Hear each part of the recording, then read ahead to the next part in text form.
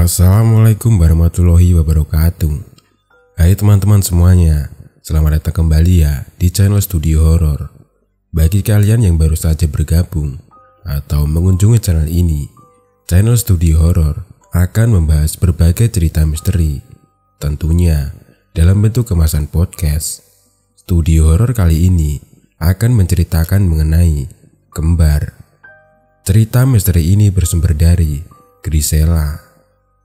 Dan sebelum kita membahas lebih lanjut, alangkah baiknya silakan melakukan subscribe terlebih dahulu ya, agar bisa mengikuti video terbaru dari channel Studio Horor berikutnya. Kembar. Di dalam rumah ini ada kamu, aku, dan mereka. Hai, perkenalkan, namaku Nala. Dan hari ini aku ingin menceritakan sebuah cerita horor yang aku alami dengan salah satu sahabatku yang bernama Rina.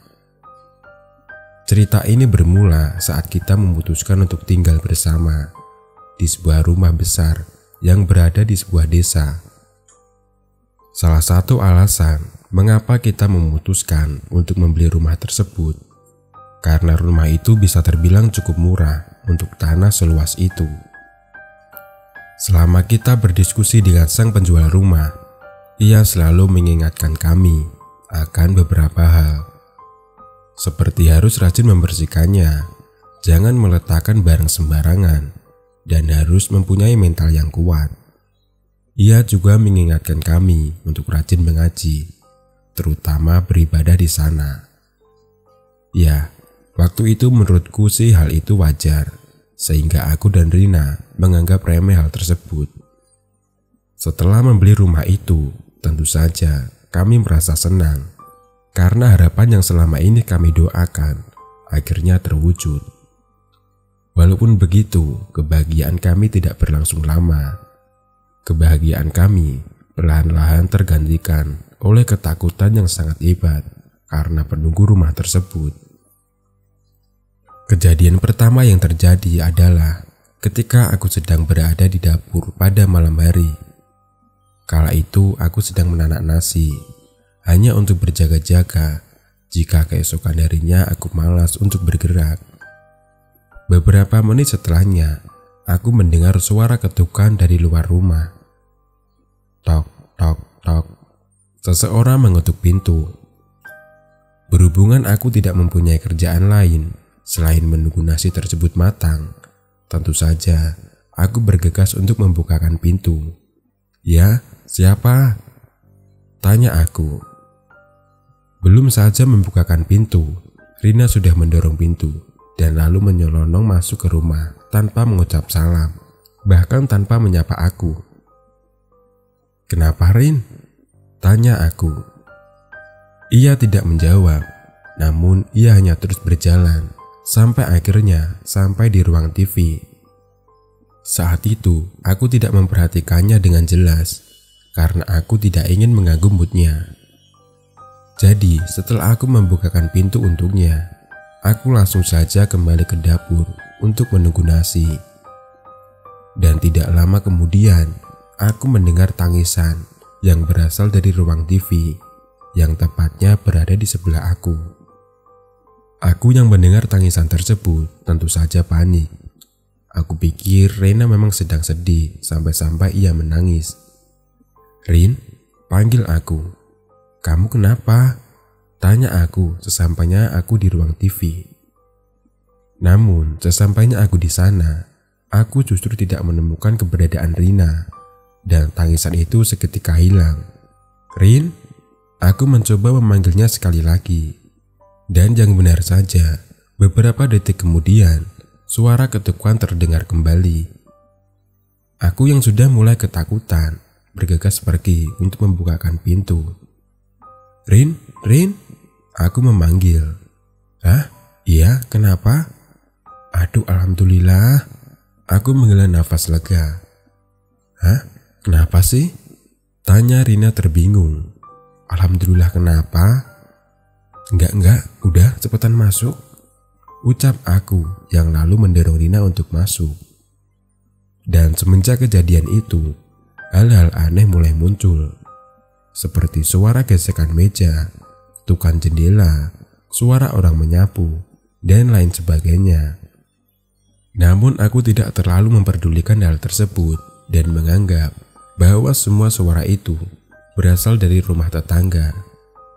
Walaupun hal itu sebenarnya tidak masuk akal, namun daripada ketakutan sepanjang hari, lebih baik aku berpositif thinking. Dan sekarang aku akan menceritakan beberapa kejadian yang menurut aku seram. Kejadian selanjutnya terjadi pada pukul 2 malam saat aku dan Rina hendak pergi ke toilet. Jadi, toilet rumahku berada di lantai bawah. Intinya, semua ruangan berada di lantai bawah. Lantai atas hanya berisi kamar kami berdua. Saat itu, Rina membangunkanku untuk menemaninya pergi ke toilet. Sebenarnya aku sangat malas bangun hanya untuk menemaninya. Namun aku sendiri juga akan meminta Rina untuk menemani aku jika aku ingin ke toilet pada malam hari. Jadi aku temani saja. Lagian toh gak bakal lama-lama banget. Baru saja 2 detik setelah Rina masuk ke dalam, aku berkata kepadanya, "Rin, aku mau ke atas dulu, mau sekalian ngambil air," ucapku. Yang lalu dibalas, "Iya," oleh Rina. Karena tidak ingin berlama-lama, aku bergegas naik ke atas untuk mengambil gelasku yang sudah kosong. Sampai di bawah, ternyata pintu rumahku sudah terbuka lebar. Aku yang melihat itu pun tentu saja kebingungan. Loh, kenapa pintunya dibuka? Rina emang ngapain sih? Merasa risih, aku pun bergegas beranjak ke ruang tamu untuk menutup pintu. Dan ternyata sebelum menutup pintu, aku malah melihat Rina yang sedang duduk sambil melihat pagar. Saat itu Rina membelakangi aku. Jadi aku tidak terlalu tahu apa yang sedang ia lakukan. "Rin, ngapain sih kamu?" tanya aku dari dalam. "Sini deh," ajaknya tiba-tiba. "Ngapain?" "Sini." Aku kembali melihat ke arah jam yang menunjukkan pukul 2 pagi. Terheran oleh dirinya yang begitu berani keluar sendirian secara tiba-tiba. "Enggak ntar dulu aku mau ngisi minum," ucap aku yang lalu pergi ke dapur. Sebelum pergi, Rina sempat menjawab, "Iya, cepetan." Aku tidak terlalu mengerti apa yang sedang ia lakukan saat itu.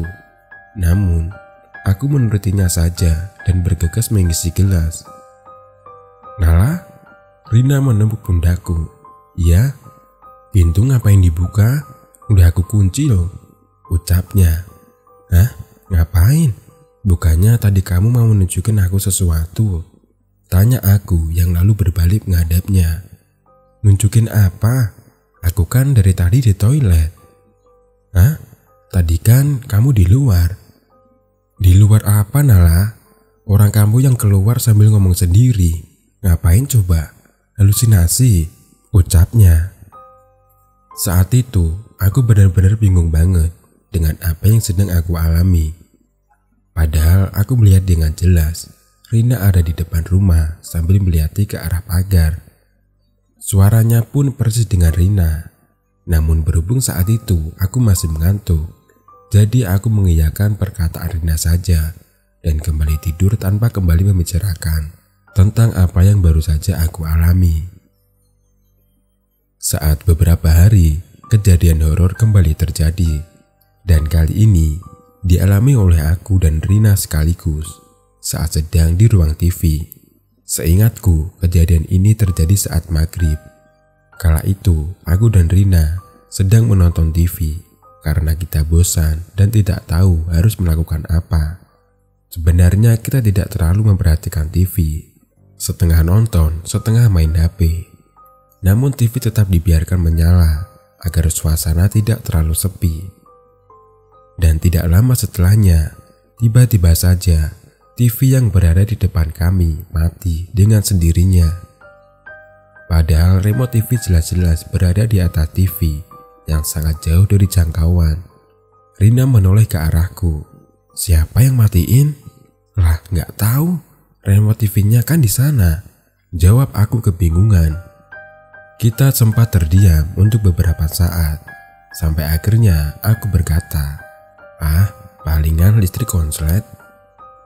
Dan setelah itu kita kembali sibuk dengan HP kita masing-masing.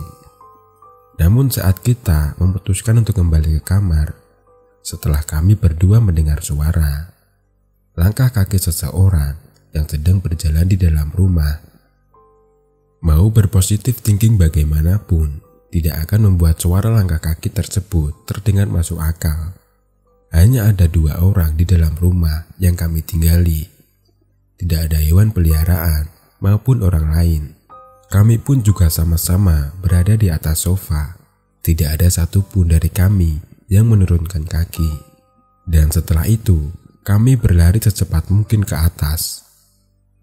Sebenarnya, aku sudah sering mengalami gangguan kecil yang seperti ini. Dan biasanya, aku juga biasa saja. Namun mungkin karena Rina sangat takut, dan aku juga akhirnya terbawa suasana dan ikut merasa takut. Padahal aslinya ini hanyalah kejadian kecil yang tidak perlu dibesar-besarkan. Dan sekarang aku akan menceritakan cerita terakhir. Kejadian ini adalah alasan mengapa aku dan Rina memutuskan untuk kembali pindah. Dan mungkin ini adalah kejadian yang terseram dari semua hal yang telah kita alami. Kejadian ini terjadi pada jam 11 malam, tepatnya saat aku dan Rina memutuskan untuk bergadang. Saat itu adalah hari yang istimewa bagi kami, karena saat itu IPK kami 4. Merasa kerja keras kami terbayarkan, kita pun memutuskan untuk merayakannya pada malam itu. Namun kita terlalu bahagia pada hari itu, sampai kami lupa bahwa kita bukanlah satu-satunya penghuni yang berada di dalam rumah itu. Entah karena merasa terganggu atau risih dengan kehebohan kami, penghuni tersebut marah dan melakukan suatu hal yang membuat kami trauma. Saat jam 1 pagi, tiba-tiba saja kami mendengar ada suara orang mengetuk di depan rumah kami. Karena Rina sedang bervideo call dengan temannya, aku memutuskan untuk membuka pintu sendiri. Awalnya aku sama sekali tidak merasa ada yang aneh maupun hal janggal.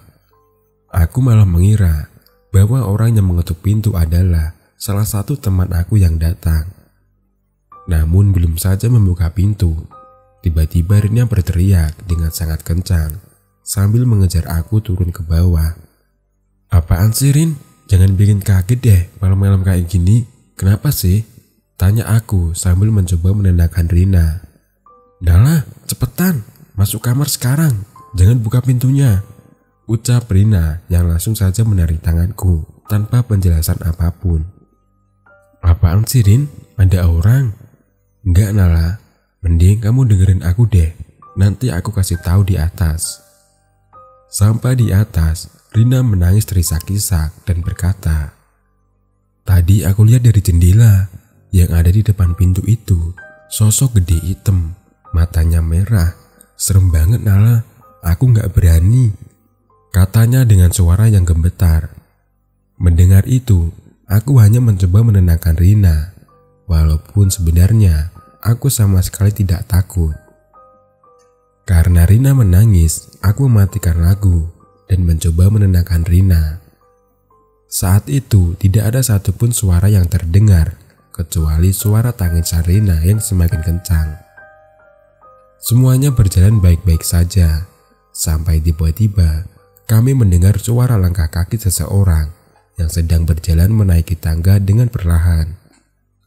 Rina yang mendengar suara tersebut pun tentu saja semakin panik. "Nala, kita gimana?" Rina berbisik. "Tenang, istighfar aja, gak apa-apa," ucapku yang sebenarnya juga takut. Dan setelah kita beristighfar beberapa kali, langkah kaki tersebut berhenti. Walaupun begitu, tergantikan oleh suara ketukan pintu dari luar. Tok, tok, tok. Seseorang mengetuk pintu. Saat itu, aku udah panik banget dan aku sama sekali tidak tahu harus berbuat apa lagi. selain terus beristighfar dan berdoa. Tidak lama setelahnya, pintu tersebut terbuka dan melihatkan sebuah bayangan hitam besar yang terlihat dari luar. Rina jatuh pingsan. Aku merasakan ketakutan. Semuanya pun menjadi kacau pada malam itu. Dan ujung-ujungnya aku juga pingsan. Keesokan harinya, aku menceritakan kejadian yang aku alami malam itu ke salah satu tetangga aku yang kebetulan seumuran. Lalu ia berkata, sebenarnya ya, rumornya sih, rumah itu memang ada penghuni yang suka mengganggu. Karena katanya, penghuninya emang gak suka rumah itu ditempatin. Katanya sih, rumah itu memang sempat mau dihancurin, tapi pada takut penghuninya marah, jadi ya gak jadi. Cuma gak tahu juga ya. Sampai sekarang pun aku tidak terlalu tahu tentang fakta sebenarnya di balik rumah itu. Namun, kalau dari rumor yang aku dengar, ada genderuwo yang tinggal di rumah itu. Cuma kalaupun benar, aku sendiri percaya saja. Karena pemilik rumah tersebut bilang bahwa kejadian ini terjadi bukan hanya kepada kami. Orang-orang yang sempat menempati rumah tersebut juga sempat mengalami kejadian yang mirip seperti itu. Oke, itu saja cerita dari aku. Semoga kejadian ini tidak akan terjadi kepada kalian ya. Cerita pun selesai. Dan terima kasih teman-teman karena sudah mau menonton video terbaru dari channel Studio Horor. Dan wassalamualaikum warahmatullahi wabarakatuh.